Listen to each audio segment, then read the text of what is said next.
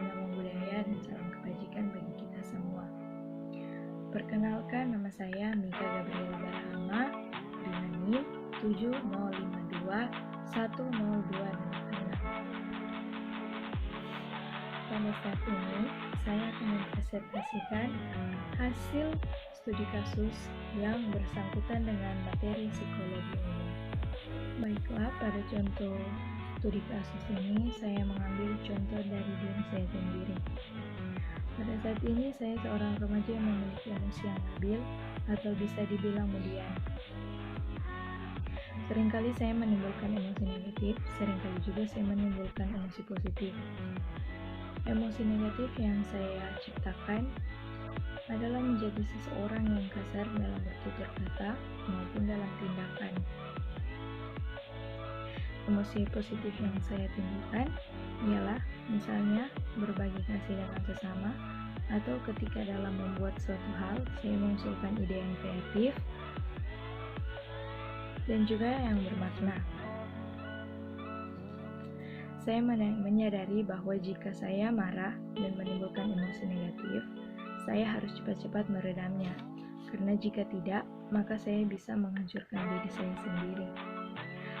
Misalnya, ketika ada seseorang yang membuat saya marah dan kesal, jika sudah reda, saya harus memaafkannya tanpa berpikir untuk dendam kepadanya atau membalas kesalahan yang telah dia perbuat.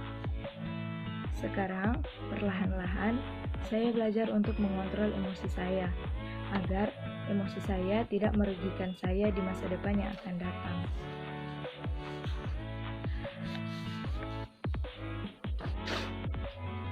Nah, ketika saya atau kita berada dalam suatu hubungan, kita jangan mengikuti arus yang buruk, namun kita harus mengikuti arus yang benar. Misalnya, dalam hubungan, mau itu keluarga, pacaran, ataupun pekerjaan, yang paling penting adalah komunikasi. Komunikasi dengan sesama dapat membangun hubungan yang baik di masa depan dengan orang-orang di sekitar kita. Maksud dengan komunikasi di sini ialah misalnya ketika sudah mulai bosan dengan topik pembicaraan yang hanya itu-itu saja, maka kita bisa maju selangkah ke depan dengan memberikan pendapat. Misalnya bertanya, apakah akhir pekan ini kamu memiliki waktu? Gimana kalau kita jalan-jalan atau refreshing?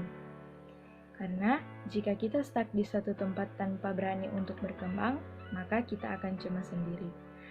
Tidak akan tahu apa yang akan terjadi.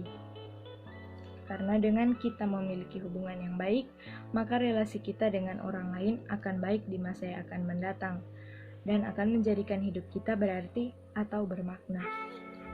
Nah, ketika saya atau kita berada dalam suatu hubungan, kita harus mengikuti arus yang baik, bukan arus yang buruk.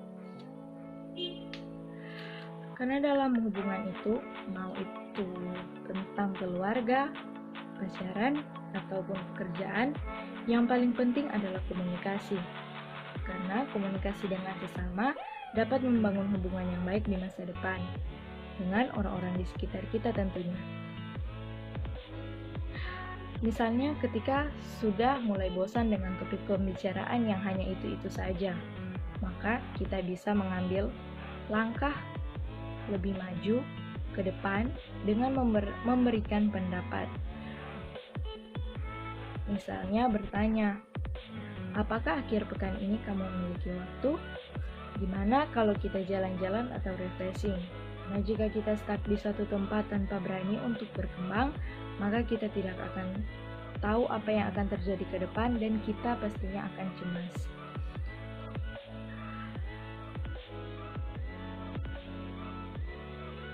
Karena dengan kita memiliki hubungan yang baik, maka relasi kita dengan orang lain akan baik di masa yang akan mendatang dan akan menjadikan hidup kita lebih berarti atau bermakna.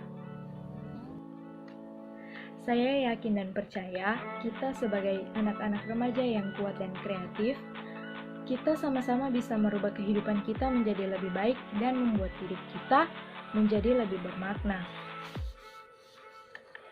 Jika kita belum bisa mendapatkan arti dari kehidupan yang baik, maka kita bisa menciptakan makna hidup dengan poin-poin positif yang telah saya sampaikan melalui presentasi saya. Dengan Dengan tambahan, kita bisa membuat planning ke depannya.